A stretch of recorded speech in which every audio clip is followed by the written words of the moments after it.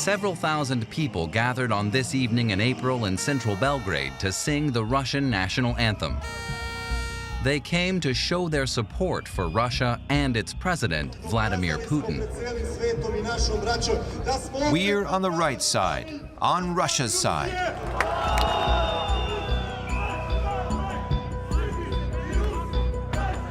They chant, "Serbs and Russians, brothers forever."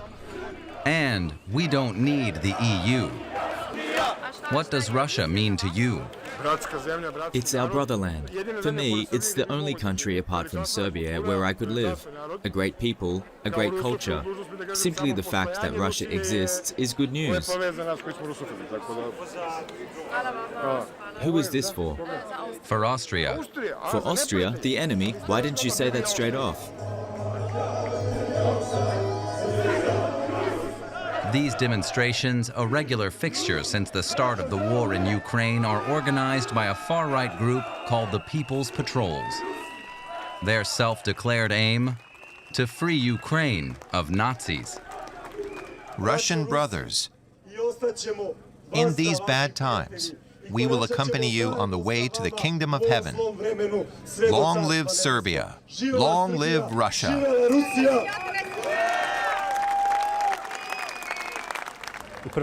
First and foremost, I support the Russian people. I've been thinking for a while that Putin should have intervened in Ukraine earlier.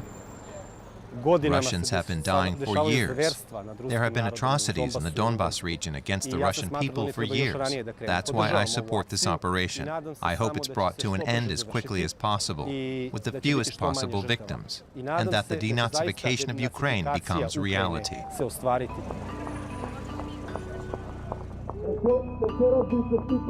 The Russian war of aggression against Ukraine is reinterpreted here as an act of self-defense. Russian propaganda is accepted at face value.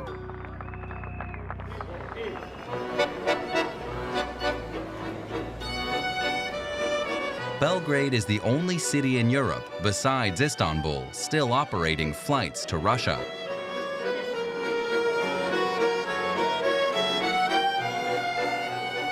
Daria Kiseleva and Sergei Gavrilov have left Moscow for Belgrade.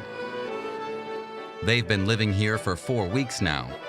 He's a photographer, and she worked as a food designer in the advertising industry.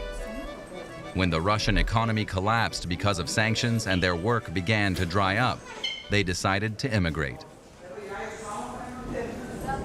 Their debit and credit cards no longer work abroad. In Moscow, they emptied their bank accounts and exchanged their rubles for American dollars. They're now making ends meet with this money. I have no even 1 minute of thinking come back in Russia. I think the way is closed. There's really dangerous situation, I think, and we don't have some future, and our children don't have some future there. The stalls in the city center are stocked up on Russian merchandise. The couple from Moscow is familiar with the nationalist symbolism from back home. In Belgrade, too, they're confronted with the face of Commander-in-Chief Putin on T-shirts. The military is glorified here. A lot of people here is just supporting Russian government, supporting war, and thinking that Putin is doing great job for Slavic people. We don't think so. We are different. And the reason we are here, because we don't feel good in Russia, and we have to escape somewhere. We can say that we are izbeglici, it's a Serbian word. You can translate what is it. And we are feeling better here because people are more friendly for Russians, and I can say we're using this friendship. For as long as Putin remains in power, this couple has decided that they have to remain refugees, or izbeglici, as the Serbs say. They're determined to start over here. Many Serbs feel so close to Russia and such a deep-rooted skepticism towards the West because of their own experiences of war.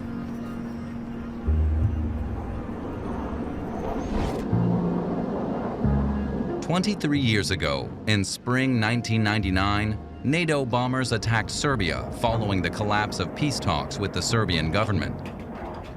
The aerial bombing was intended to stop the displacement and the murder of Kosovo Albanians by Serbian troops in what was then the province of Kosovo.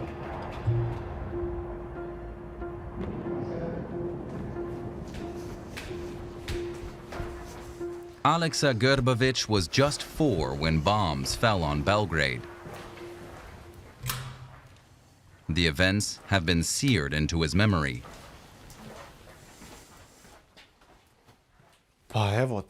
This is what the cellars looked like where we sheltered from the NATO air raids. No one knew what to do. We didn't know whether there would be an airstrike or not. If a bomb hits the building, will it collapse into the cellar? How will we survive that? There were a lot of questions. We just said, we'll hide. In a moment like that, instinct triumphs over logic. The cellars were full. I recall that everyone who lived in the apartment block was inside, as well as people from other blocks who didn't have cellars. It was crowded. People spent hours sitting on the floor.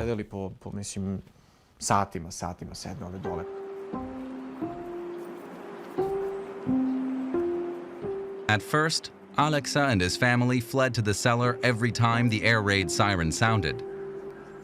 Days or weeks into the bombing campaign, they just stayed put in their apartment. Aleksa's parents still lived there. His father was in Ukraine for work at the time of the bombing raids. The rest of the family in Belgrade. It became clear to us that the bombing would go on for a long time. We couldn't spend the whole spring in the cellar. There were people who did that, but I had to try to lead a normal life. With small children, there was no question of staying there in the cellar. The NATO bombs struck strategic military targets. But as the campaign went on, civilian infrastructure also entered the firing line. The Chinese embassy in Belgrade was hit on the night of May 7, 1999, immediately followed by the Hotel Yugoslavia.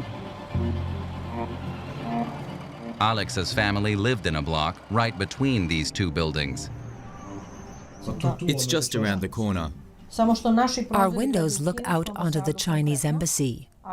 When it was hit, I was home alone with my young children. So we fled to our neighbors. Their apartment looks onto the Hotel Yugoslavia, which was then struck by a bomb too.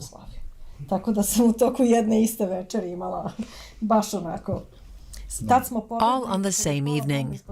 In our neighbor's apartment, we all sheltered under the dining table to shield ourselves from flying glass.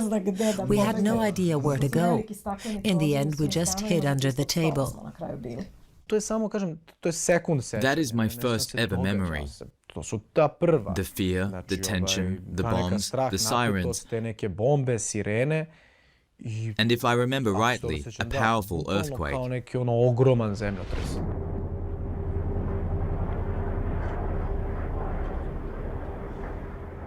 The shockwave shattered the windows. The smell of fire, the fire engines, I wouldn't wish that on anyone.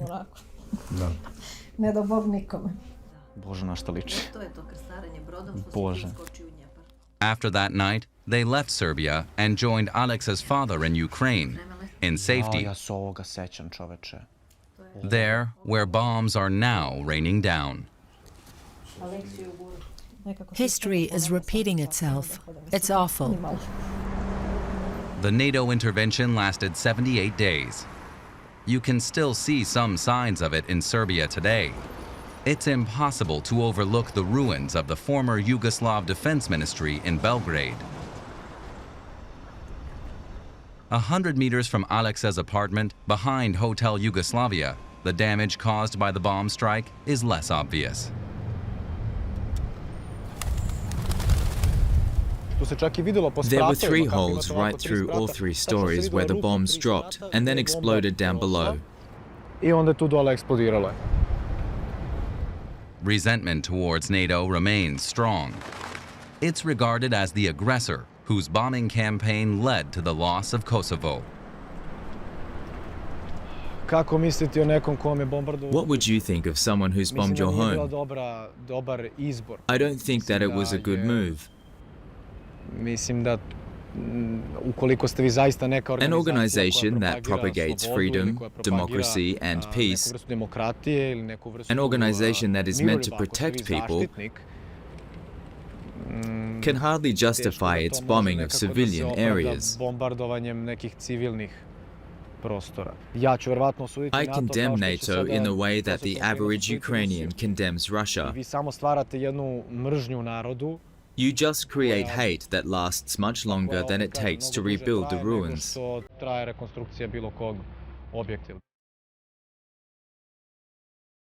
The scars of war are also very visible on the headquarters of the Serbian state broadcaster.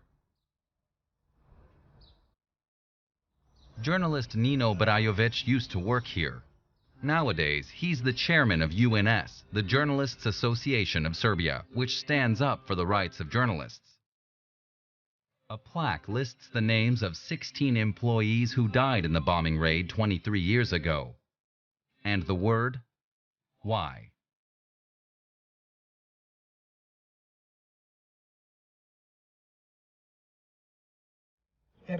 Serbian TV did perhaps broadcast propaganda, but it also showed the victims of NATO bombings, dead civilians, not military targets. In the end, the TV building itself was attacked. This practice has been employed in other international conflicts. TV stations are subjected to targeted attacks. During the wars on Serbian territory, Russia was always a loyal ally. And so, trust has grown in the country's big brother. Liliana and Savo Lekovic flick through the foreign news channels on their television. They see the Russian news as the most reliable source of information. They learned Russian at school. While the European Union has banned the Russian state broadcaster RT, formerly known as Russia Today, you can still watch it in Serbia. Why should it be banned? To be well informed, you need to hear both sides. Even our children in the US can watch Russian channels like RT. It's only Western Europe that's taking action against them. I don't understand it. Western media show the civilian victims of the Russian bombing, while Russian TV shows those killed by Ukrainian troops. It's a battle to win hearts and minds, to create the dominant narrative about the war. 20 years ago, I saw how the war in Yugoslavia was being reported on from abroad. The overwhelming majority of TV reports consisted of lies.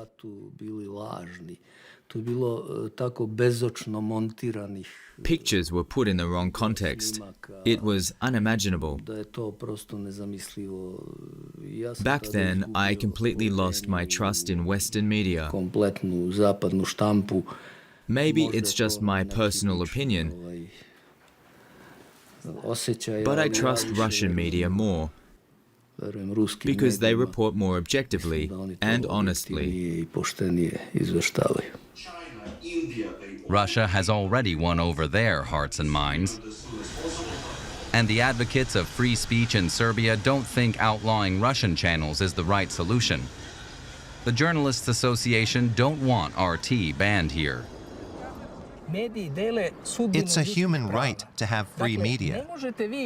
Banning media infringes on human rights.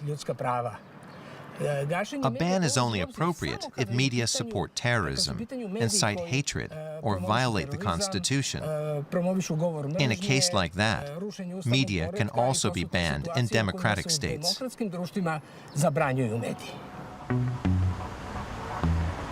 In public space, symbols of close ties between Serbia and Russia are very prominent. With a clear pro-Russia election campaign, incumbent Serbian President Aleksandar Vučić was re-elected in April.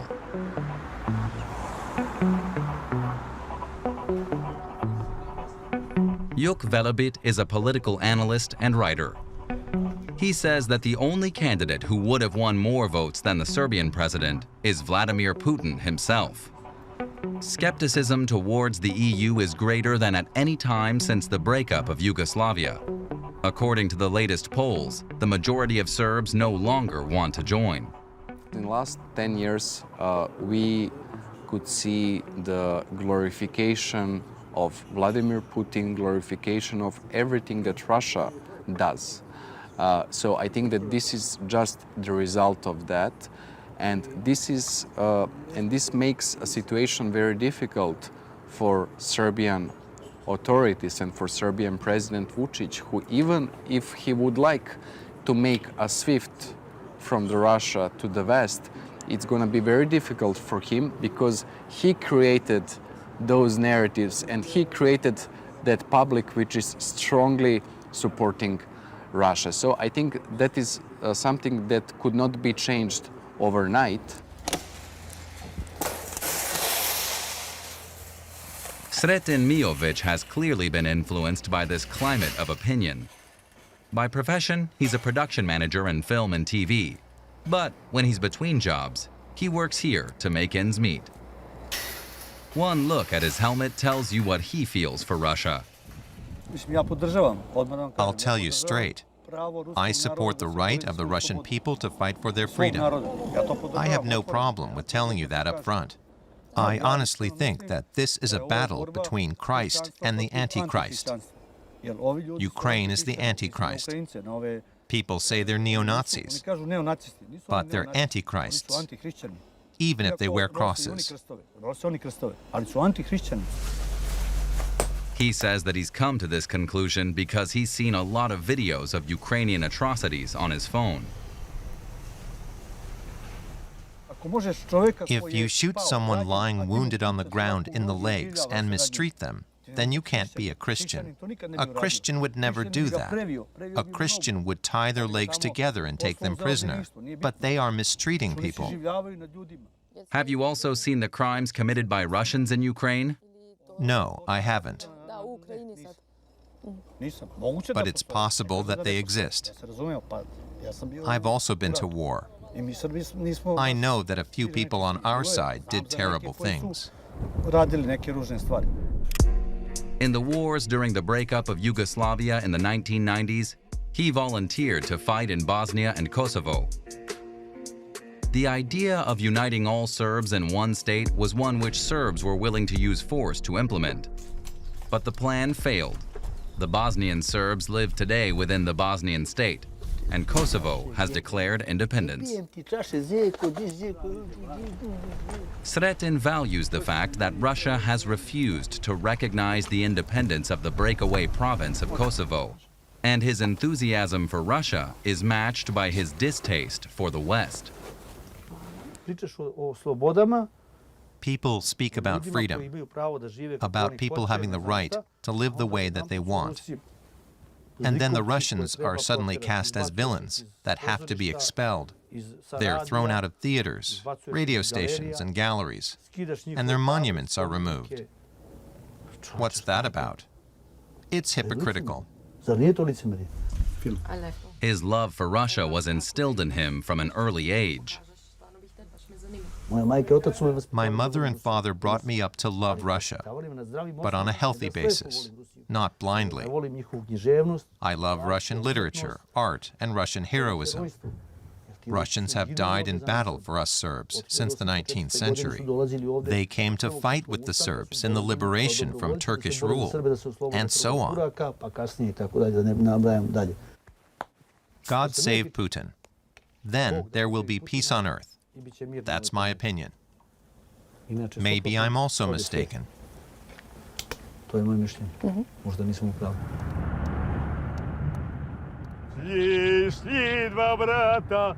Singing a Russian Cossack song, Sreten Miovic is driving home for the weekend to get ready for the game with his favorite soccer club, Red Star Belgrade.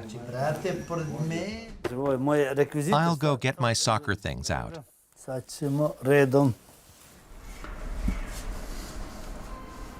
What does this jersey mean to you? The jersey is like an oath for me, an oath. But I'd never put my club before my nation. The nation comes first, and then the club. That's how it is for me. So Serbia comes first and then Red Star Belgrade? No, no. Russia is in first place, then Serbia, and then Red Star Belgrade. That's the order of things for me. It will always be like that in my house. Why is Russia in first place? Because Russia is the mother.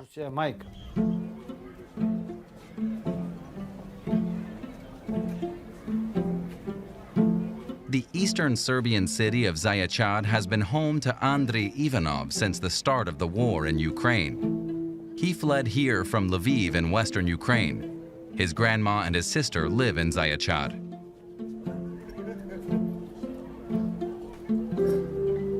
Shortly before the Russian invasion, the 30-year-old was warned that Ukrainian men would soon no longer be allowed to cross the border. He managed to leave Ukraine and continues to work as a graphic designer, a job he can do from home. In just 11 weeks, he's learned to speak Serbian fluently and feels settled here.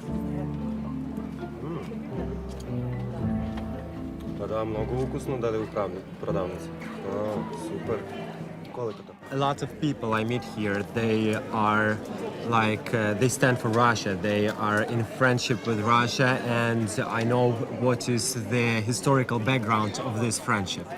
So, but I don't find it a problem for myself, because I cannot tell what other people, what they should love or what they shouldn't. They are free people here. They can decide their friends no matter what, so it's not a problem for me at all. A local journalist, who is also the wife of Andriy's sister, wrote an article about him fleeing to Serbia.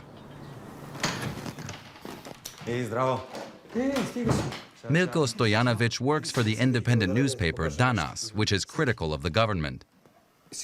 After the story was published, things turned ugly. The family faced a barrage of insults. You support NATO and you are a Nazi, one person writes here. The article caused a storm on social media. Shortly after the article was published in Danas, myself, my wife and Andriy were insulted. People called us Nazis and Azov sympathizers and accused us of hushing up the Russian victims and spreading misinformation about supposed Ukrainian war victims. The journalist knows some of the comment writers personally. His neighbors are among them. Milko Stojanovic is a sports teacher by training, but he was refused employment because he was told he had the wrong political views. He's set up an office in his parents' home and has been writing about local social and political topics for the last 4 years. A social media storm like the one unleashed by the story about Andriy is a new experience for him. The war in Ukraine has polarized people. There is quite a bit of propaganda, such as in the magazine Informer. The front page headline was, "Ukraine attacks Russia," or newspapers like Allo or Republika. I can't believe my eyes when I read them. No wonder that my article got the reaction that it did, when I consider what kind of country I'm living in.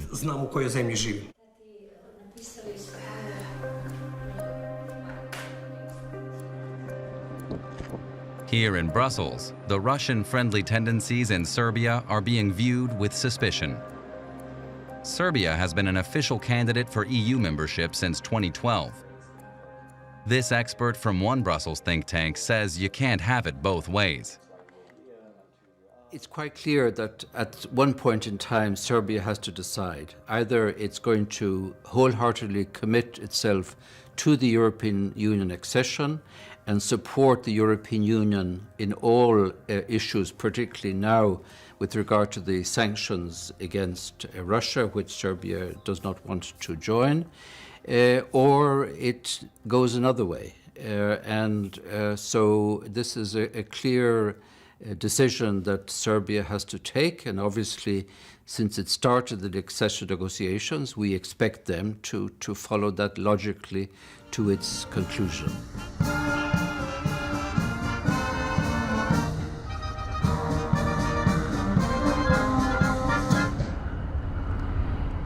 In April, the Serbian president had a symbolic message for the country's European partners. With great pomp and ceremony, he presented the military's newly acquired and modernized equipment. It included lots of aviation hardware from Russia, modernized MiG-29 jets from old Russian and Belarusian stocks, as well as Russian helicopters. The new air defense system comes from China. It's based on the Russian S-300 system. It is more or less a copy, but cheaper. The US had warned Serbia against making the purchase. Pressure from embassies from the West or the East doesn't interest me. Americans, Russians, or Europeans, all the rest don't matter to me. My decisions are made purely in the interest of the Serbian Republic, even if I'm alone in the world. I've been elected, and over the next 5 years, I will take decisions to benefit the Serbian people. Long live Serbia.